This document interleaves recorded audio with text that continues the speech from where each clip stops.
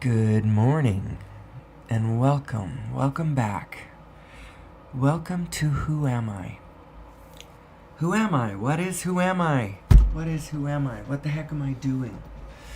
I'm trying to find my way. I feel this voice inside of me wanting to speak, wanting to explain who we are and how this works. I feel it. I feel this voice inside of me. And so I have developed this platform where I give her a chance to speak. I call it Who Am I? We're talking about the nature of reality. We're talking about the nature of ourselves.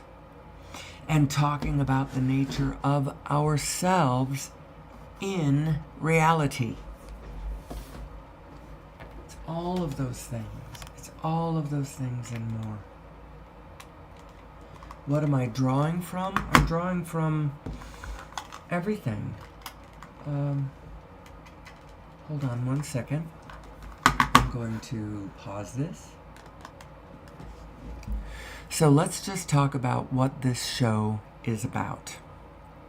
This show is about the nature of reality itself, and by implication, our reality, what our nature is, what the nature of the reality of the physical universe is. And but it's, we're going to talk about law of attraction. We're going to talk about unified physics, the principles and mathematics that unify our understanding of the cosmological world and our understanding of the quantum world.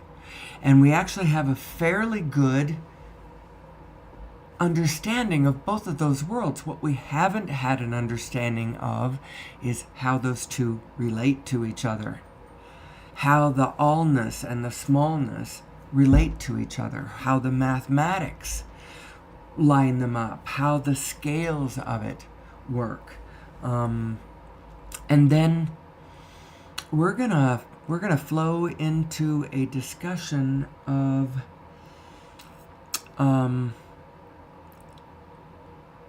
how we fit into that equation, how we as physical human beings fit into the equation, how we as consciousness fit into this equation.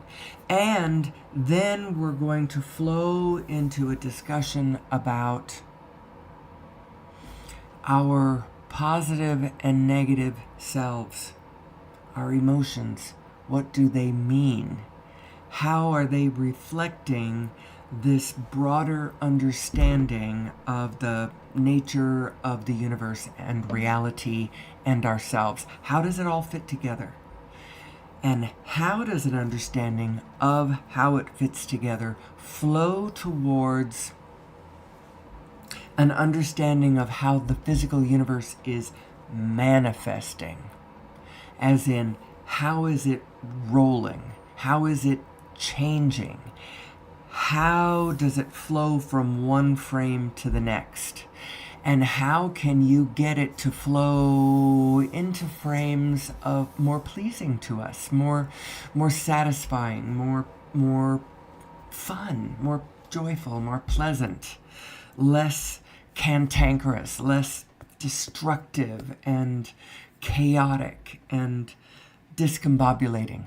I don't like discombobulating. I like abundance and beauty and love and flow and spirit and understanding and efficiency. And that's what I like. I like the spirit of that. I like how that feels.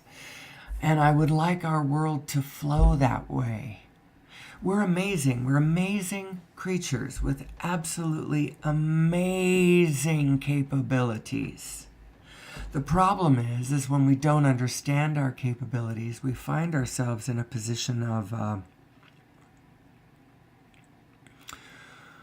of being really destructive creatures. We are very destructive, painful, suffering creating creatures of tremendous chaotic potential.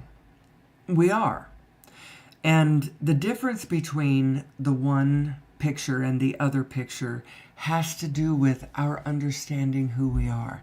And so that's why I have to do the show. I have to do the show. I just have to come into this space and talk about who we are and dream about the better thing that we can be. Dream about how cool we are. Honestly face what we've got in the current state of our physical manifestation, but don't stay there for longer than just a tick. Just look there and go, got it, see what we've got, it's not so good. How can we make that better? It's difficult to look at the whole picture. And actually, when you look at the whole picture, when you get all the way up to the wholeness, if you aren't in a positive state, then you're in the wrong place anyway. So when I talk about facing our problems or even acknowledging our problems, I mean it in a pretty transitory way. I'm not going to stand and look at any of our problems and declare that they are fixed or permanent. There is no problem that we have that is not completely amelioratable. And I believe that the amelioration path leads right through an understanding of who we are. So let's get going. Who are we? Who are we, and what are the laws of the universe? What are the actual laws of the universe? I bring these up almost every day because I've found some pretty good foundational points that are always good to sort of, ground us in our discussion. I like Bashar's 5 fixed points of the universe, or 5 fixed things that there's nothing you can do about. Only one is actionable by you. The rest you just have to accept. Things like you exist, and there's nothing you can do to change that. Now, what that means, in what manner do you exist in a way that can never be wiped out? That is what that one leads to. That's the really interesting questions that first fixed point leads to. What the hell are you talking about? I can't not exist. I am this physical body and it's going to die and you're... Blah, blah, blah.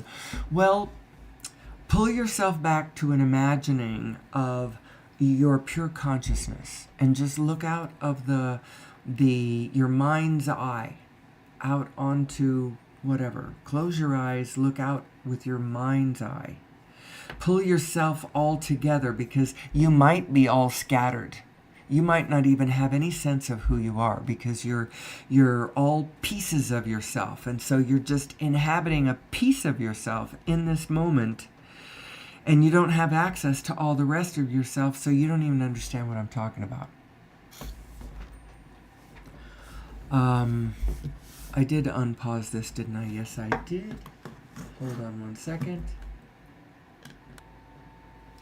So, nevertheless, whether you realize who you are or not, there is an aspect of you that existeth unto all eternity.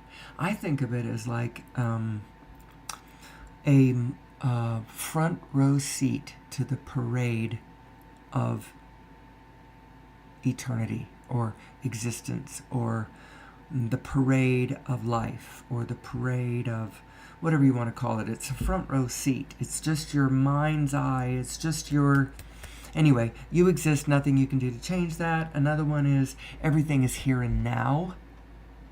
There is nothing you can do to change that. Now, the human consciousness adds something to that equation, because we can imagine yesterday and we can project tomorrow. And so we imagine that those things exist, when in actual fact they don't actually exist. What they are, what you are experiencing, if you are remembering yesterday or projecting tomorrow, you're feeling vibrations. You're feeling vibrations, and the ones that just happened are still in play. And as a matter of fact, all the information of yesterday came right with us. So yesterday is right here with us, right here and now. You don't have to go back to yesterday in order to have the information of yesterday right here and now with you. That's why your inner being never looks back, doesn't need to look back. We kind of have it in our imagination. We look back and we remember what happened yesterday, and we think we have to project ourselves back there in order to access the information of that time, and we don't. So that's sort of that's a little thing that happens with human psychology. It's very interesting. The projection of the projection forward is our vibrational self sensing the possibilities coming at us. But it, again, all is happening here and now. There is nothing happening yesterday. There is no yesterday. There is no such thing as a yesterday. It's all right here and now. Tomorrow is right here and now. Yesterday is here and now. It's all happening right here and now. There's only right here and now. Let's see, what's another one? The all are one, and the one is all. Nothing you can do to change that. That has to do with the matrixing, this energy matrix that is connecting us. Our purpose is connected. Our physicality is connected. The knowledge of what's going on everywhere, it's all connected. Because we are holographic, I have, excuse me, I have the whole thing right here with me. I have the whole universe with me. Isn't that amazing? That's so amazing. And you go, oh my gosh, you must be so blessed. You must be so interesting. You must be so exceptional. The thing is though every single one of us has this. But there is a difference. I am expressing the allness of all the information from where I am on the grid. From the position that I occupy, the parents that I had, the experiences that I had, the way I have pulled it together, the way it looks from where I stand, it's completely different than from where you stand, and from where he stands, and from over there where she stands. It's all different. That's why diversity is so freaking important.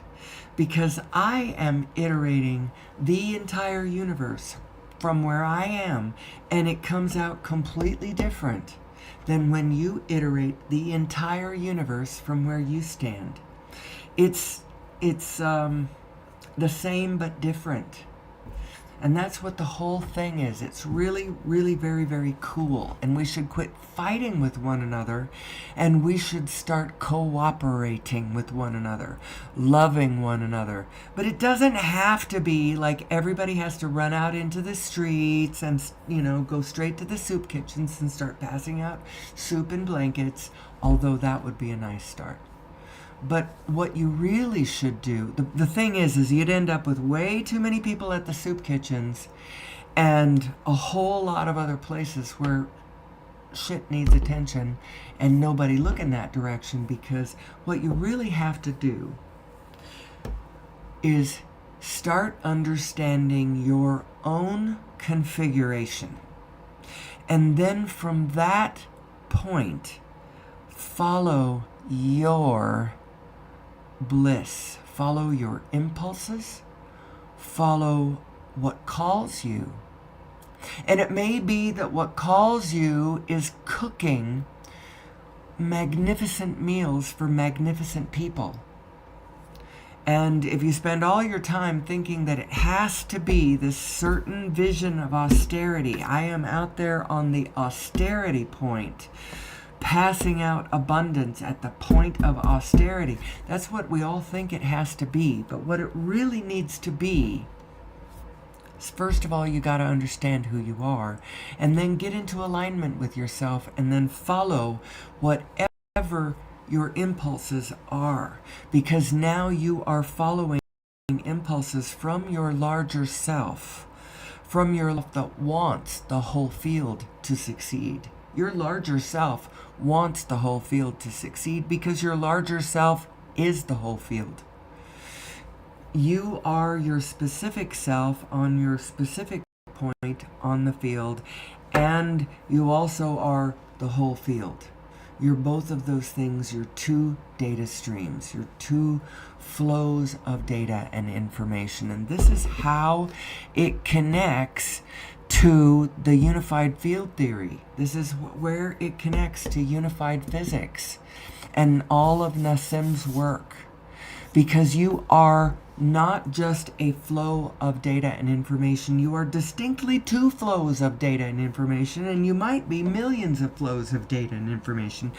In fact, you are probably trillions of flows of data and information, and when you get all the way out to it, the whole field that you are is infinite flows of data and information. But for our intents and purposes, we're going to speak of ourselves as the two that you are.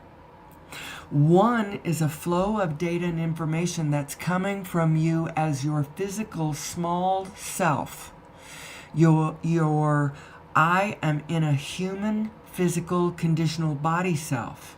I am made of atoms self. I have a physical brain that doctors can operate on, that can think thoughts inside of my physical skull. This physical brain was born in a certain year, date and time, and will likely expire at a certain date and time, unless I can figure out the secret of this coherence and in order to keep my cells coherent longer. What thoughts am I thinking? What beliefs am I holding? What am I focusing on, and how am I living my life? Am I living it in alignment mostly with who I am? Am I keeping myself coherent that way? Because honestly, that will help. Now, Nassim Haramein and his people in their laboratories, they are starting to scratch the surface of the potential of understanding what actually keeps cells coherent, what coherence and chaos actually are, and how it relates to this fundamental field that we all are and that we all have. And these two flows of data and information that I'm going to be talking about in this Who Am I discussion. Who am I? And how does that work? So the first one, as I was saying, is your physical self, the one that is grounded in your physical cells and your physical atoms, that is connected to the physical structure of the physically manifesting universe in this moment, in this now moment where I am. Because I'll tell you what the universe actually is. Imagine that it is a field, a whole field of connected, touching,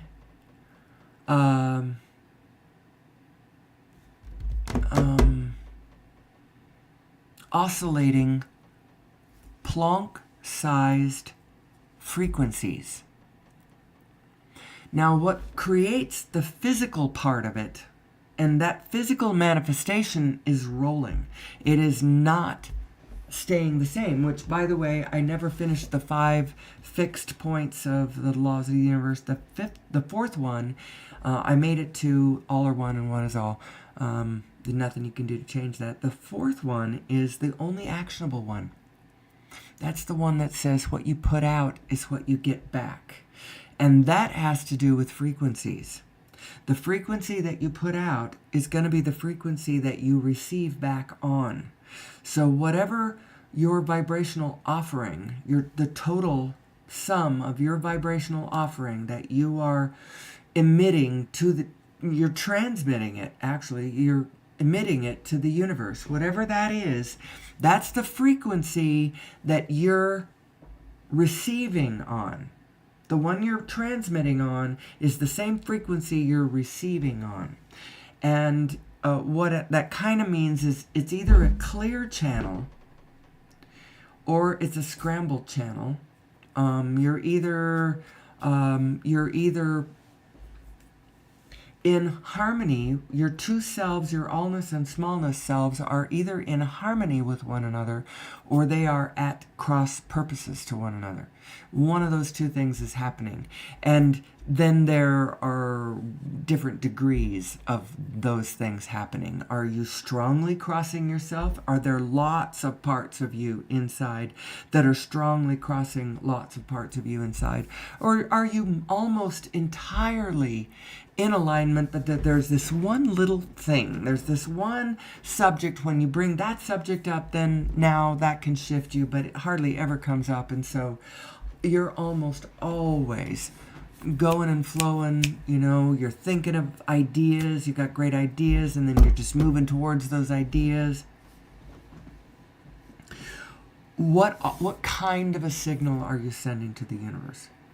Because what you put out is what you get back. And if you're sending a mixed bag of signals to the universe, you're getting a mixed bag back from, you're getting all, if you're unfocused in your intentions, then what you're getting back is kind of an unfocused, I don't know what I want to do kind of thing, It's all a function of this focus and attention and these flows of information that are both your small self and your whole self.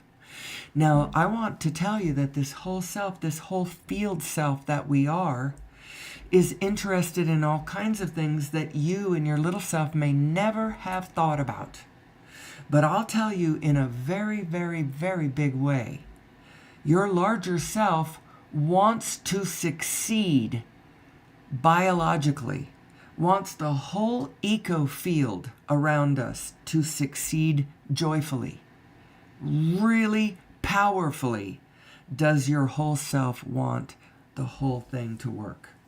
Because it's fun, because we've got an amazing planet full of all kinds of possibilities. Man, right now it's a school of incredible power as it in its raging, fast-moving energy and its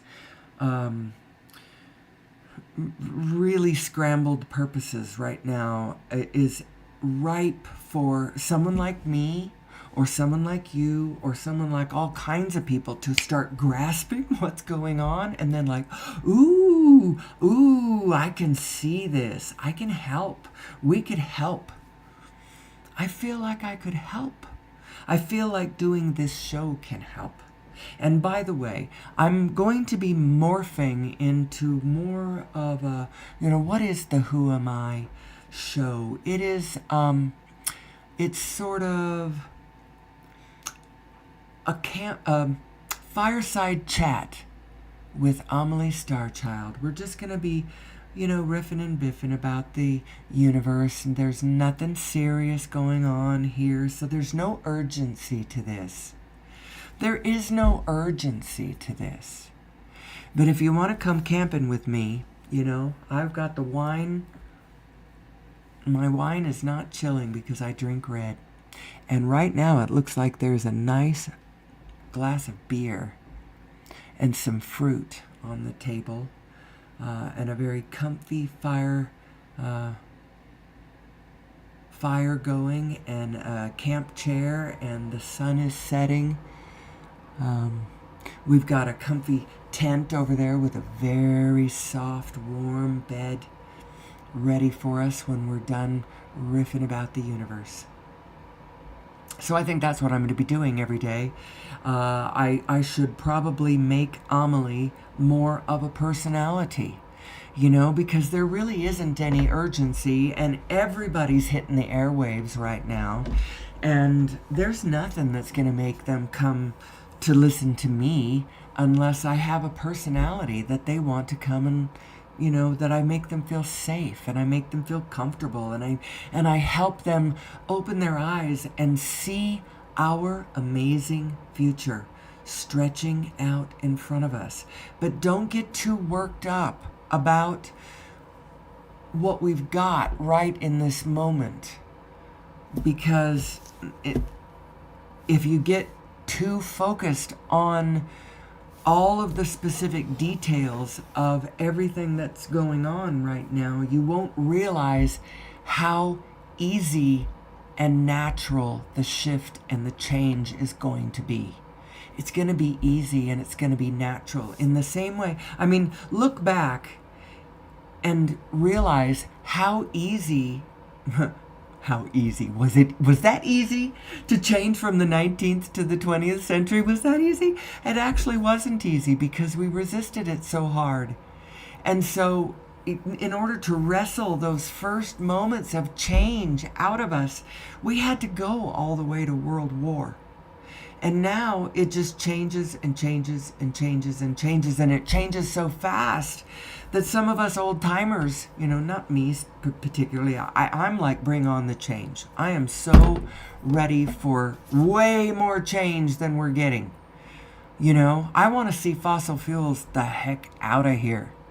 And I want to see an amazing future that is only hinted at right now. If you sit along the side of a river with a piece of grass in your mouth, looking at the water and gazing at the clouds, and start to image in your mind's eye what the world will be like the day that we generally recognize that we do not have to use fossil fuels. Now, right now, there's just a few of us that realize that fully realize that there is no possible way that we need to be using fossil fuels. We just don't.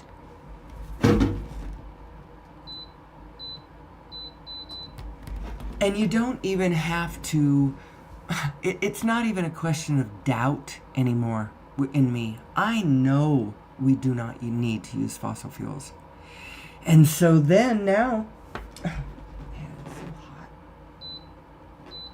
I'm just going to turn it off.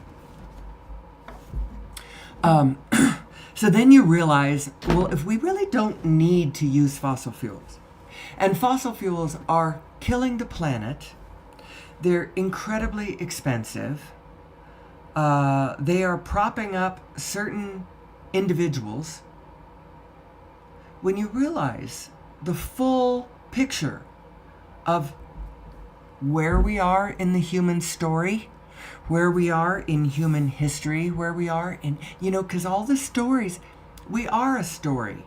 And it includes a lot of villains. Yes, it does. It includes lots of,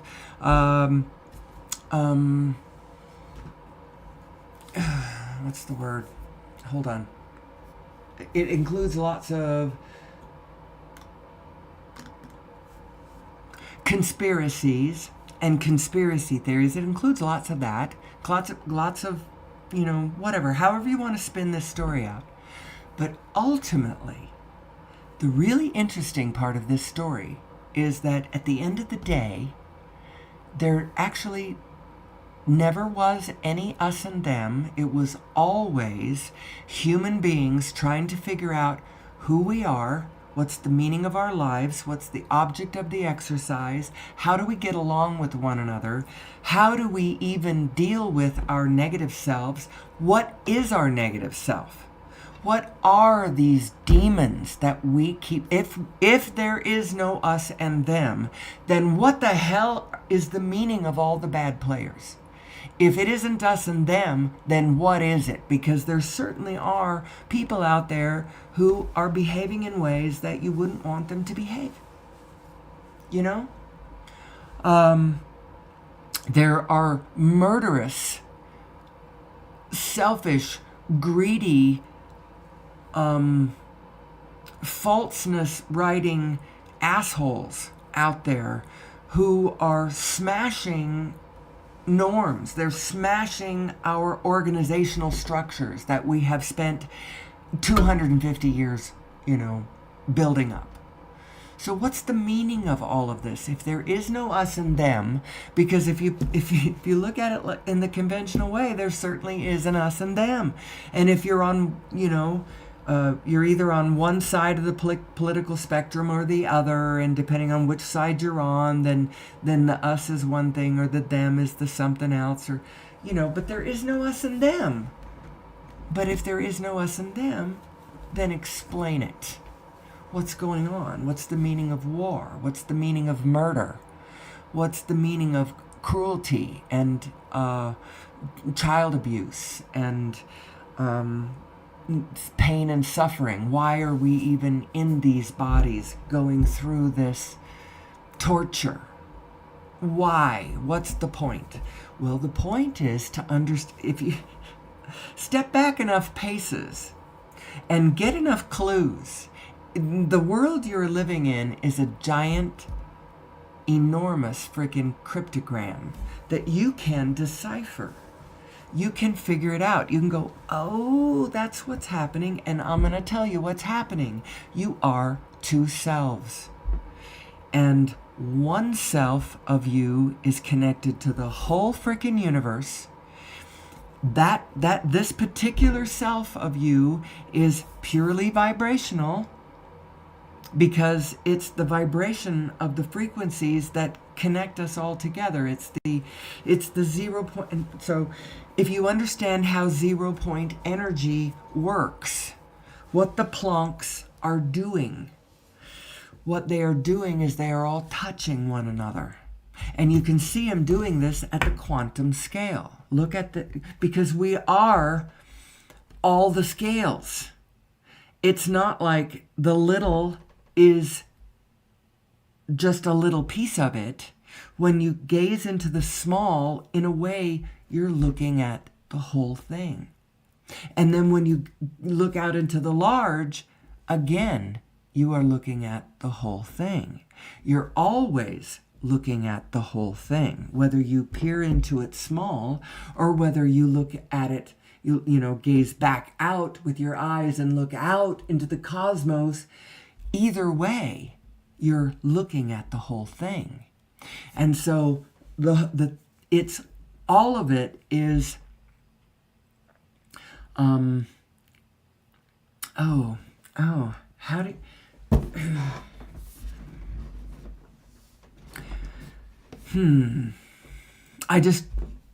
I'm not sure where to go with that, actually. Well, who am I? Who am I? You are both. You are both your allness and your smallness. Both of them. And one of them is giving the other one guidance. Your big self is giving your little self guidance. Did you know that? But we project it outwards all the time. We say, I am this little small self that means nothing, and I have no value because I am just dandruff. I'm toe jam to God, and God is this thing, outward thing that's something separate from me that, I can lose track of because it's not me. But that's not what it is at all. You are connected to this divinity through your very atomic structure. Because you are physical, you are part of this wholeness. And so everything else and everybody else is too. That's true. And so you might think that just made your special go away, but it didn't. The fact is it just made the whole thing way more special. Way more special. So, who are you and what is the meaning of your negative emotion? That's what most people don't understand. They hear all this stuff about how important the positive side is, and that, only your positive side is real. Only the love is real. The other stuff is there, but it ain't real. Well, it's real. It's I like that idea, only the love is real, because that has to do with you identifying internally. That's what that one has to do with. Now, clearly, the physical evidence of people not acting in love is everywhere. So that's not what they're saying when they say only the love is real. That has to do with, like I said, it has to do with an internal identification. from inside of you. So as you're walking around in the world and you have two aspects, there's two things you have to think about when you're trying to ascertain the meaning of the negative self. One is you've got to understand the meaning of it from within yourself, because you yourself are going to experience negative emotions. You just are. You just are. There is no way that you can live the experience that you are here to experience and not sometimes get crosswise of your own energy stream. You can't help it. However, when you understand how it's designed, how you are designed, and who you really are, when you get crosswise to your own energy stream, it feels uncomfortable and you immediately recognize what you're doing and you can get back, straight with yourself. You don't have to be over there in that negative self very long. That's when you are in the experience of dealing with your own negative self. The other side of this as a human being is we have to deal with other people's negative self and them flailing around in front of us, trying to get what they want from a complete misunderstanding of who they are and how it works. So those are the two places where you are asked to understand your negative self. And so we're going to talk about what the negative self actually is. And from this, so we already said that only the love is real, but that's an internal identification. And what are we talking about when we're talking about identification? Idea.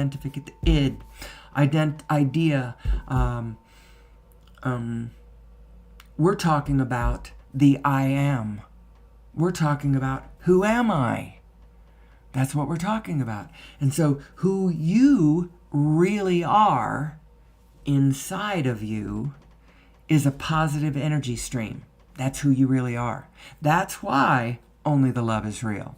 However, because you're this dual configuration and you may not understand that you are this dual configuration, you can get crosswise to your own energy stream and find yourself in a state of negative emotion. And if you don't know what's happening, then now you are probably focused outward on the projection that you are projecting, which is actually...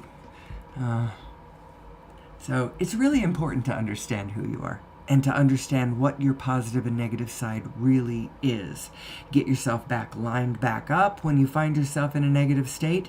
And when someone else is in a negative state, they're all grumpy or they're all whatever it is that they are, have more understanding for them.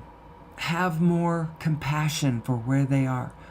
Now, what I have found is that if somebody grumps at me or right in my general vicinity and I find myself stung by it in some way, maybe they're close to me, maybe I love them and they're grumpy at me for some grumpy reason of their own, I can certainly forgive them.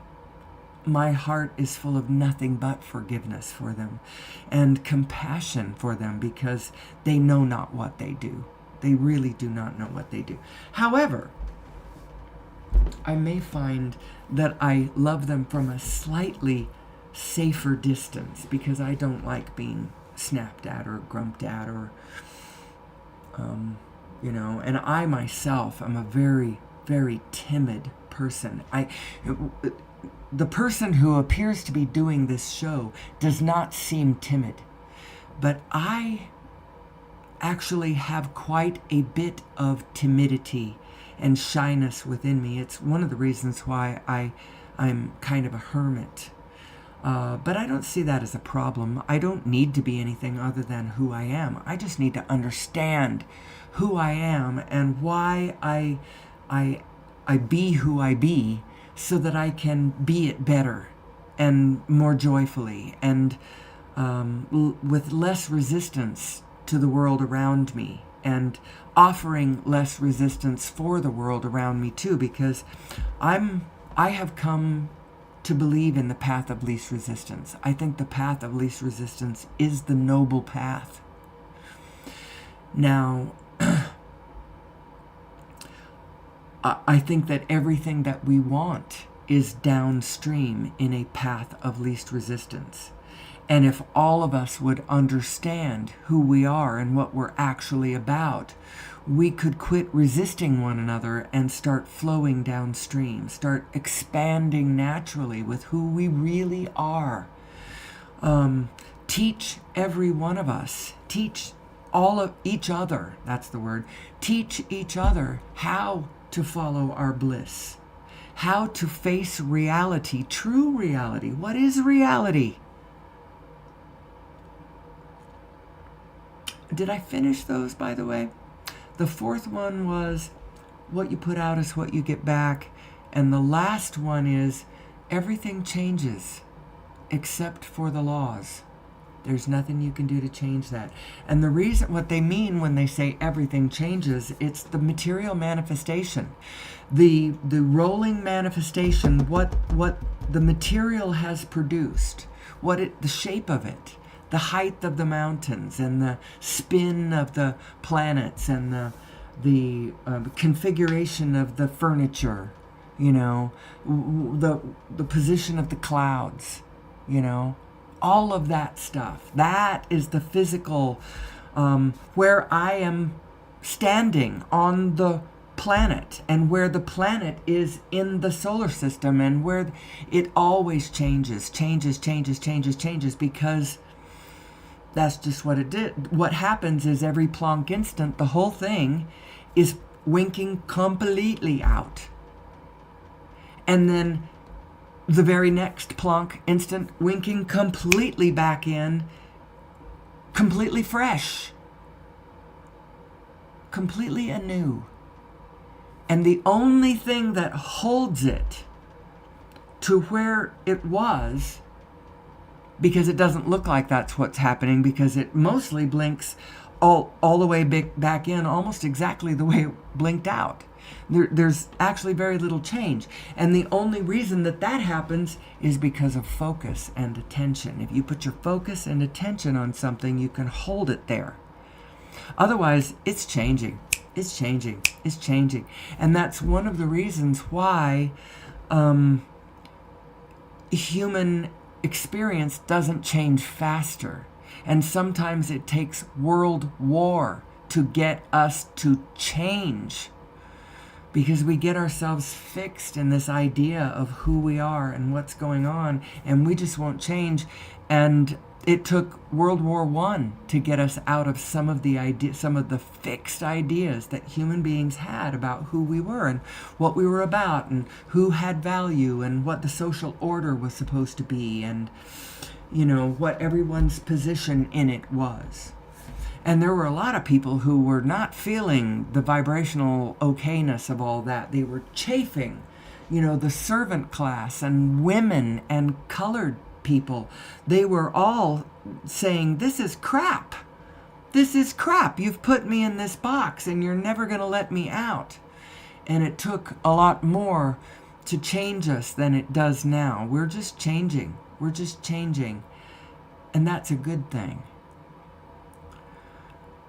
But you got to get to this moment where you ask yourself, well, what's the object of the exercise? What's the meaning of what we're doing? Where are we headed? My personal belief is we are headed to joyful sustainability, because that's what the whole field wants. Human beings aren't quite on board with that yet. We've got a lot of weird ideas, weird religious ideas, and weird ideas of blame and shouldness. We're shoulding all over ourselves. I should be doing this. You should be doing that. When in actual fact, what we should be doing is getting a better grip on understanding who we are and what this field is and how it works, so that we can work with it more peacefully, more joyfully, more lovingly, more kindly, more appropriately. You know, we're sort of in a position where, because we don't understand how the morale works or how to get better than what we've got, we're in a position of, well, and the beatings will continue until morale improves.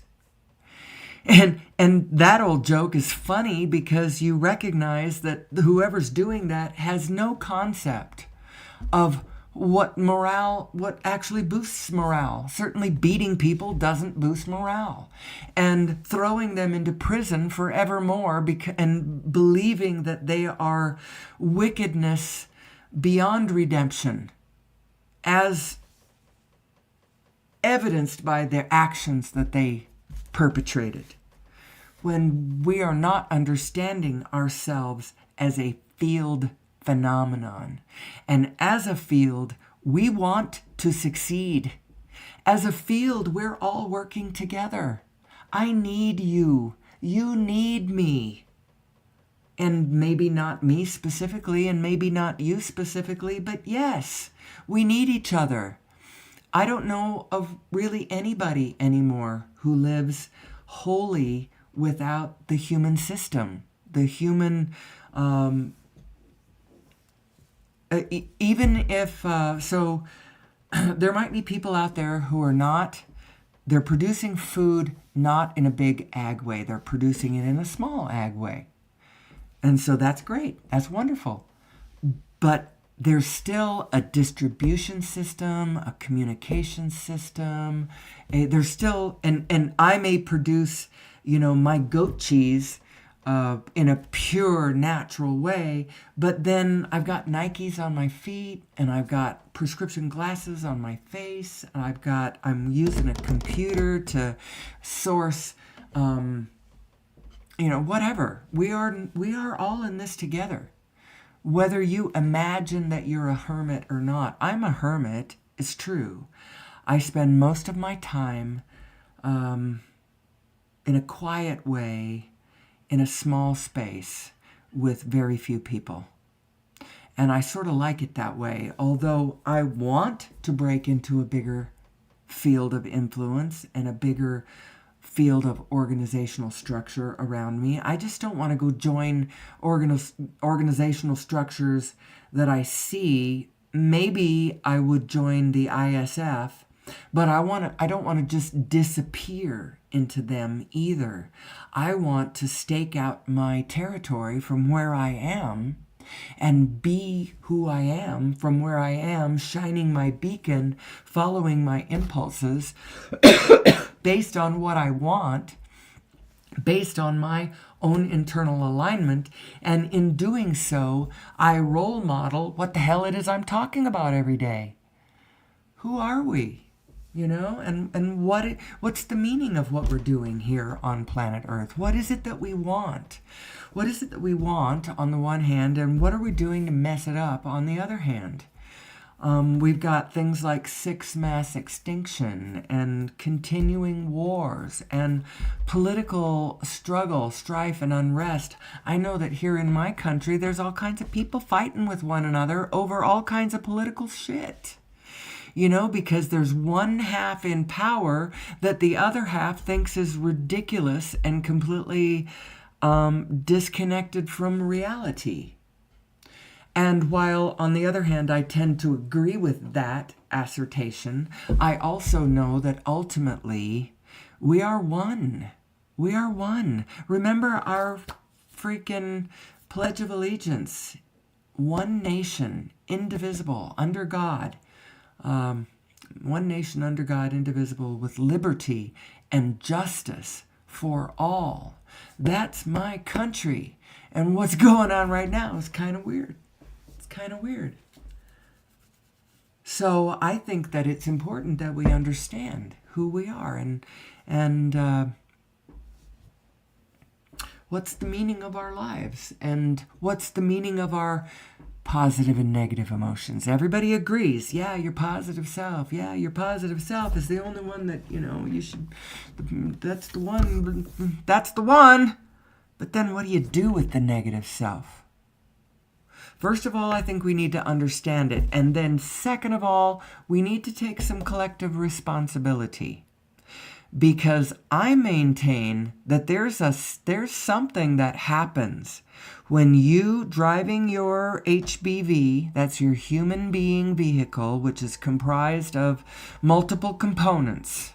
It's comprised of your physical apparatus and your overview mind. It's both of those two together in your physical body. They make a third thing that is actually who you are.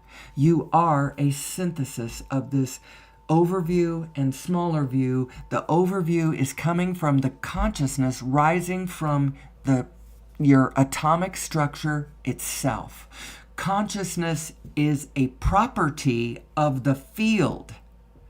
It is not only contained in the skulls of biological beings who have achieved a certain level of self-awareness. Consciousness is a property of the field. Now that's a pretty out there assumption. And I will continue to maintain that. I think that that's going to be the most interesting thing that artificial intelligence is going to show us. It's going to all get to a level of self-awareness where we recognize, oh, the field itself has self-awareness properties. But this is all good news because we can use all the intelligence that we can get. And isn't it wonderful that the whole field is there to assist us in what's the object of the exercise? Joyful sustainability. Who wants to do that? The whole field wants to do that. Who are you? You are the whole field. You are the whole field and you're a physical body. You're both of these married together. And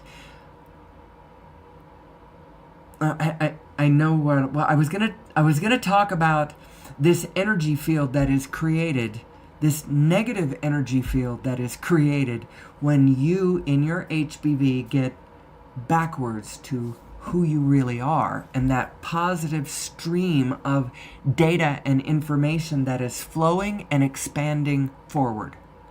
When you get crosswise to that, and the way I like to say it is, it's like you get turned backwards. And you think you're facing forwards, and so you start moving, but you're not moving forward anymore. Now you're creating a negative energy field. And it's not just you that's gonna have to deal with it.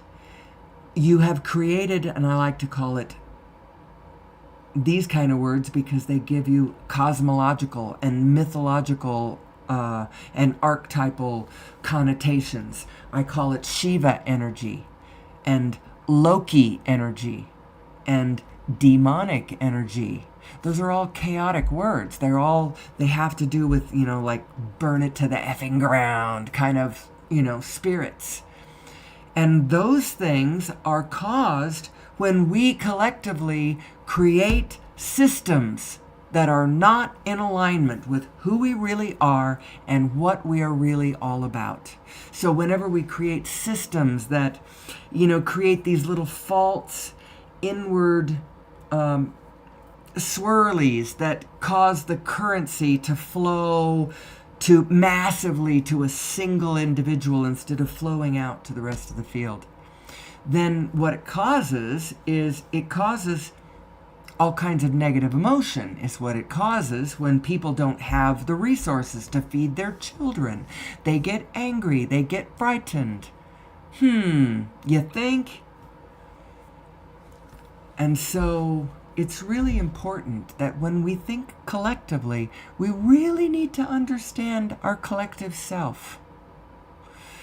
Because otherwise we're creating all kinds of trouble down the road for us. And the reason that we do that is because then the trouble is going to cause a great big kerfuffle right out in public where we can all look at it and refer to it. And it's like a big visual aid, a big illustration of who we are and what happens when you get your panties in a bunch and you get backwards to yourself and you don't understand the energies and you let all the demons out. That's what happens. And how do you fix it? You understand. That's really all it's going to take, is understanding. And so to that purpose, I dedicate this show. I dedicate any of the future fireside chats with Amelie Starchild. She just wants to help us all understand who we are so that we can live a more joyful existence. Now, honestly, there's rockets of desire going off in exactly the right places constantly. And everyone has an inner being that is shining a light saying, come this way, come towards this frequency. It feels good over here. But you've got to understand who you are and what you're listening for. You know, you're listening for alignment. Alignment is the only thing any of us have to worry about. We can just not worry our pretty little head about anything else. Although that's not really true, because so many of us really love to use our minds. We want to use our minds. Our minds are quick and active and clever. So just get that clever, quick mind into alignment with your universal mind. Get it into alignment. How do you do that? Well, first of all, know that if you're in alignment, you feel good. And a lot of people, they don't know how to think in a way that makes them feel good. When they start thinking too much, their thinking mind takes them into places where it doesn't feel good. And the reason that happens is because maybe they went into their thoughts and did not take their inner being with them. They went into thoughts and they thought, well, you know, I could just do whatever thought I want and it doesn't matter. But if you go into a thought and that thought feels uncomfortable for whatever reason, but it should feel uncomfortable because it's true. Animals are dying at an alarming rate. Well, that is true. That is true. And so that actually brings me to another point, which is your negative mind is not exactly wrong. It's just not showing you the whole picture. And it's not showing you the part of the picture that's going to lead us out of the problem. That's the biggest part of that.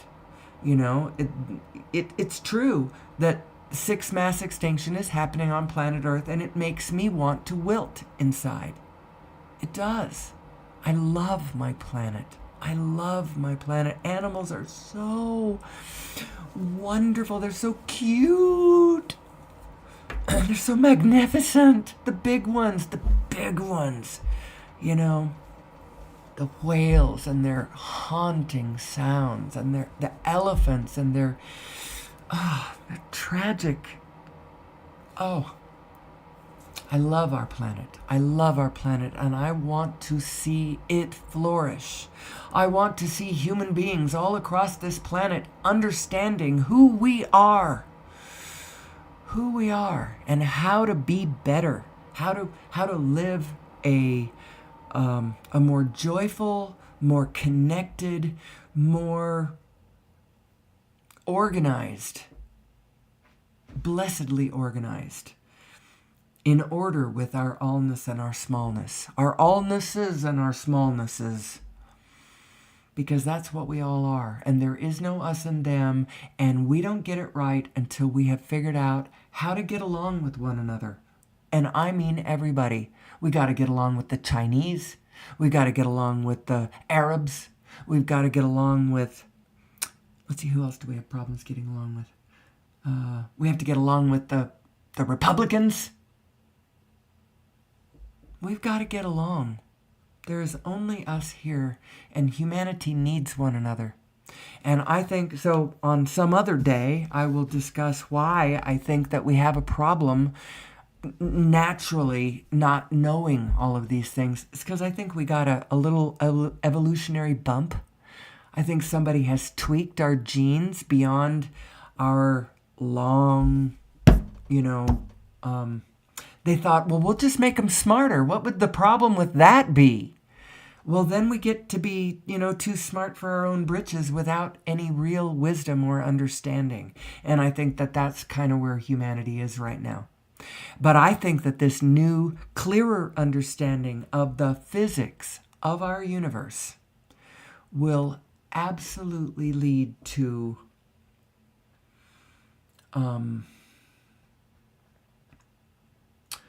peace on earth. It will lead us to the blessed future that we're all looking for, where no carbon footprint is ever an issue, where we are aiding and abetting and assisting in the resurgence of life and beauty and order all over this planet, allowing, the divinities to reestablish the wholeness that we are snipping the threads of every day. We do have a wonderful future in front of us, but we're going to have to understand who we are and how this divine matrix actually works.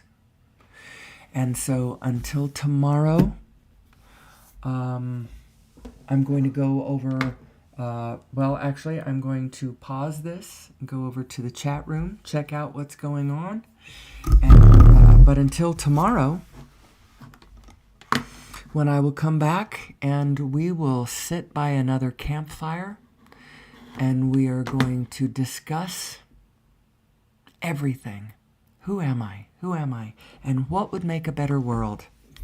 Understanding is going to make a better world, I promise you. And there is no way that consciousness is not in front of us, because the whole field is conscious. And with that, I'm going to leave you until tomorrow. May the source be with you.